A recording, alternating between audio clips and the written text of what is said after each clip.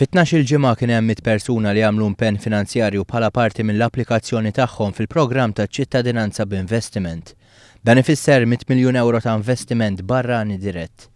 Henley & Partners, il-kumpanija li tamministra dan il-programm, qalet li dan l-investiment jinkludi depożitu, bonds u assigurazzjoni medika fost elementi oħra. Dan ifisser kważi 10 miljun euro fil-ġimgħa tul kemm ilu jitħaddem il-programm. Iktar minn nofs dawn l-applikanti diġà nataw permess ta' residenza biex jinsabu fil-proċess li jiksbu ċittadinanza Maltija. Il-kap eżekuttiv tal-programm Jonathan Cardona qal li s-suċċess bikri ta' dan il-programm jintlaqa b'mod tajjeb ħafna mill-awtoritajiet Maltin u esprima tama li r-ritmu li nqabad jinżamm. Cardona żied jgħid li l-klijenti li qed jattira pajjiżna huma dawk li l-awtoritajiet xtaqu mill-bidunet. Nista' talent, stabiliti u familji b'livell professjonali għolja.